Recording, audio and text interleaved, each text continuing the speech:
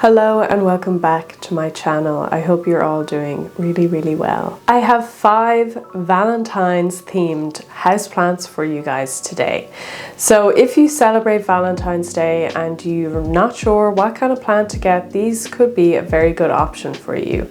All of these plants are relatively common and I would say are quite easily obtained from plant shops or garden centers. I've kept it pretty accessible, but of course the availability of these plants will totally depend on your region, and price ranges can vary massively throughout the world. So depending on where you are in the world, I'm trying to pick ones that I feel would be very common for you to pick up in almost any garden center or online plant shop. Of course, this doesn't only have to be for Valentine's Day. This is just in the theme of the time of year. But of course, if you wanted to get a romantic present for your loved one at any point of the year, these plants will also do. Personally, me and my husband don't generally celebrate Valentine's Day very often. We're of the mind of a lot of other people that it's just really one day, and we like to do romantic things for each other much more often than once a year. But I understand a lot of people do celebrate, and you know, there's nothing wrong with that. It's nice to do things for your partner or your loved one whenever you feel like it. So let's get into it. The first on this list is behind me right here. So this is a berg version of this plant. And of course, it is probably the one plant that comes to mind when anybody thinks about a plant to do with Valentine's Day. But that's for a good reason. This is the beautiful heartleaf philodendron, or Philodendron hederaceum. This plant has beautiful heart-shaped leaves. So if you're looking to give your heart to somebody in the form of a plant, then this is your plant. It is a super easy plant to care for. It's really affordable, available in almost all garden centers at some point. It really is a beautiful house plant. Now it is vining, as you can see. I have it kind of mounted on the wall here in a pot, in a clay pot with a mount. And I have draped up some of the vines to kind of go around the door here and go up and around. It also grows downwards. It's also a really easy plant to propagate. So if you know someone that has one of these plants, you can take a cutting between 2 nodes and put it in water, and it will root super easy for you. So if you're on a budget and you know someone that has this plant, you could ask them if you want to take a cutting. You could grow some in advance. Although I know this video is going up not super in advance, so maybe a couple of days is not as good. But also gifting cuttings, if the person you're giving it to you know, is into houseplants, gifting an unrooted cutting is also totally cool. So as you can see, beautiful heart-shaped leaves come down to a lovely point. All of the leaves are pretty much a similar shape. Big leaves, small leaves, it's just gorgeous. Especially when it's a very full type of plant like this. You can get them, like when I got this plant, it probably had 4 or 5 leaves and was in a tiny little nursery pot that I picked up for a couple of euros in a garden center, and I've grown it out to be like this. In not a super long amount of time, it will grow pretty fast. And like I said, it's easy to care for. It doesn't, you know, it isn't very picky with the needs of watering and stuff like that. It can cope with being a little bit dry or a little bit wet. It's not going to absolutely croak because of that. And to get a bushy like this, all I did was actually take cuttings, root them in water and place them back into the top of the pot. That's a great way to create a much fuller plant. It's so full that you can't even really see the pot that it is in, which is always my kind of objective. So I really like the way it looks kind of floating on the wall here. Probably a bit less common than the heartleaf philodendron I just showed you, but this next plant is still really common and honestly one of my favorites of all time. It will always be in my collection. It is just breathtaking, and that is the magnificent Anthurium clarinervium.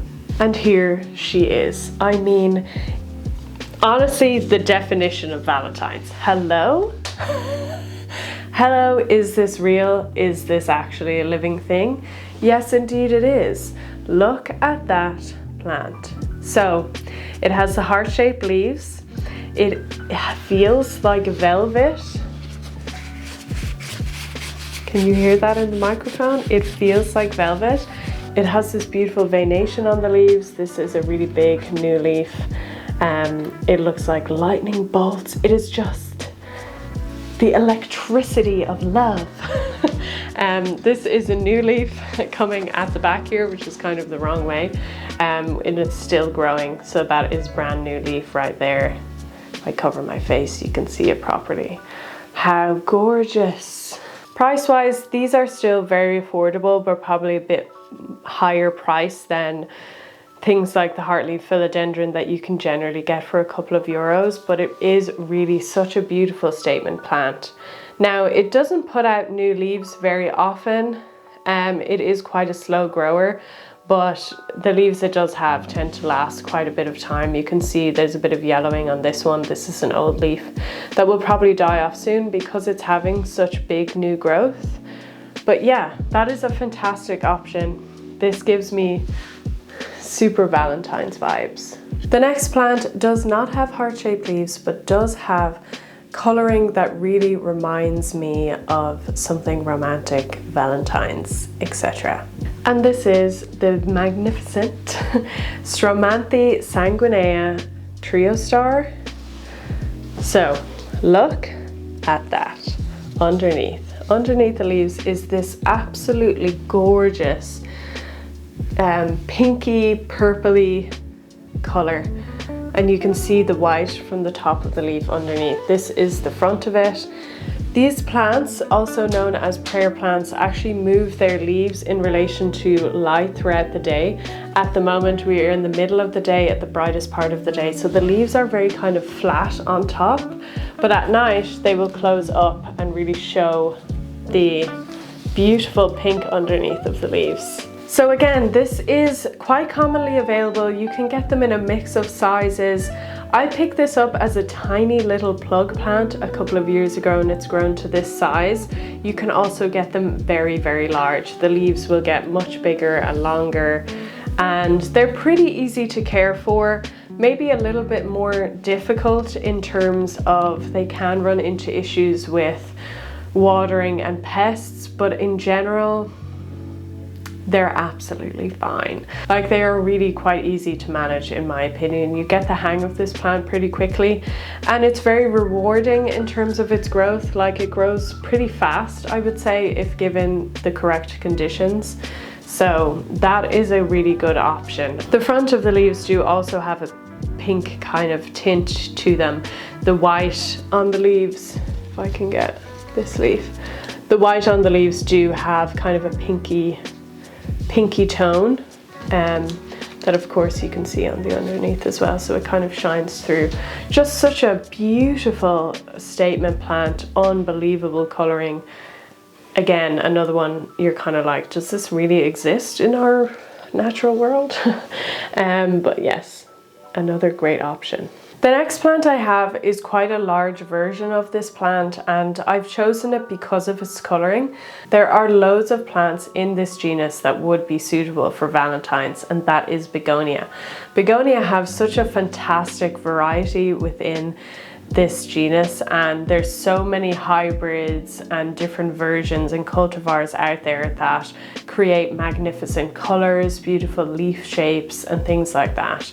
But for me, this one does give me maybe a bit of a darker, sultry Valentine's vibe because of the color, and let me show you. This is the magnificent Begonia Linda Dawn. So in order to not wash out this color, I'm going to have to go pretty close to show you. It is a very deep red, purpley color, and that's quite dark on the top of the leaf. But if you can see the underside of these leaves, it's very red. It's a very deep, beautiful red. So I personally think that that is very Valentine's-y, beautiful, but it's definitely has a bit more of a gothic vibe to it. So if the person you're gifting this to tends to prefer that kind of stuff, I'm going to cover my face so that it may focus on the plant a little bit better. So if the person you're getting this for is more of a gothic type or likes kind of deeper, darker kind of aesthetic, then this is a perfect option. But like I said, there are so many different begonias and they will be a staple in any garden centre or plant shop, so they can be a really good option. What I will say about begonias is that they are definitely a little bit more tricky to care for in terms of the genus as a whole. However, there are certain types that are easier to care for than others. This begonia lindodon is a cane type begonia, which means that it has these long stems and it really grows upwards. And there's loads of different types of those out there. Those, in my opinion, are a lot easier to care for than the other types, which are generally rhizomatous begonias. They're like quite compact and quite flimsy, and they stay kind of small like that, and they don't grow big and tall. So if you're looking in a garden centre and you're not sure what you're looking for, keep that in mind. If this person is a bit new to plant care, they may not be able to care for those as well as a cane type begonia. So just keep that in mind. But if there's someone that's well versed, they should be totally capable, and they may really enjoy a beautiful, colourful begonia for Valentine's Day. The last plant on my list is one that is maybe a little bit more difficult to find. It really would depend probably where you are in the world as far as it being locally available in garden centres, but there may be some like specific houseplant shops that would have this, and definitely plenty of online stores will have this plant. It is generally considered, I guess, to be quite common, but is nowhere near as common as the heartleaf philodendron and things like that that I've already mentioned.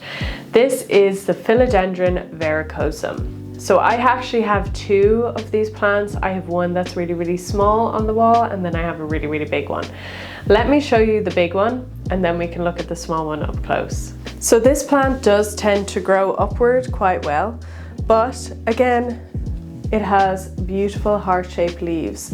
It also has a beautiful velvet texture and is absolutely gorgeous. It has deep colouring, and it does have these beautiful venations, definitely not as pronounced as the Anthurium clarinervium, but it's still very much there and is really a gorgeous addition to anyone's collection. In my opinion, quite easy to care for, very easy to propagate, and it's just such a fantastic plant. It's really one of my favorites that I've ever owned, and I've had it for quite a while. I have chopped it back and regrown it many times, and it does very well with that.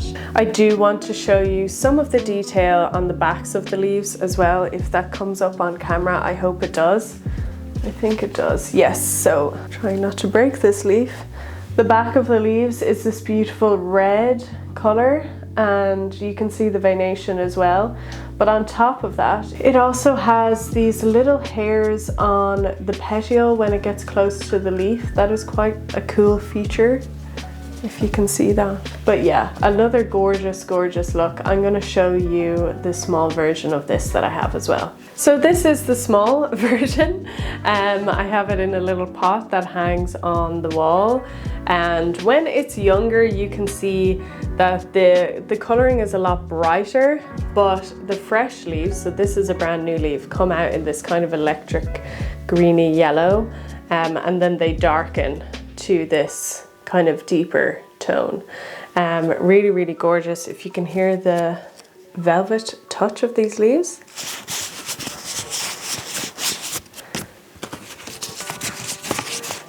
Really nice. I love that. You might be able to see the hairs on the petioles a little bit better this way. Beautiful, just gorgeous plant.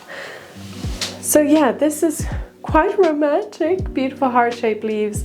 Much more of a perfect heart, I would say, than some of the others. Even with all of these heart-shaped leaves, they all kind of have their own particular shape, and it's really beautiful. So that is it for my Valentine's houseplant recommendations. There's only 5 in the list, but I think that is enough. I think I covered a pretty good overview of ones that are on a cheaper side, maybe a little bit more of an expensive side, but all relatively accessible and available for you. If you're somebody that doesn't know anything about houseplants, this is a pretty solid way to go. Any of these on the list, I believe your person would be very happy with.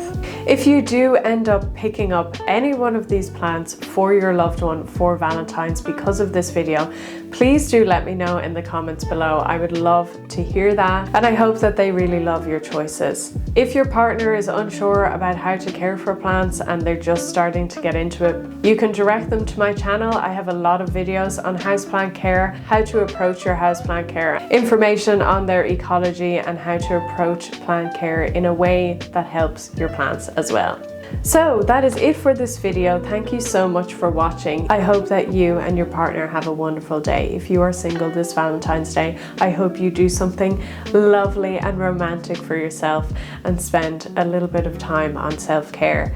Thank you so much to my lovely patrons for supporting me this month. Thank you so much to Amanda, Amy, Grace, Hope, Michael and Yendi for your support this month. It truly means the world to me. If you're interested in joining my Patreon, the link is on the screen and also in the description of the video. Thank you so much for watching this video, and I will see you very soon in the next one. Bye!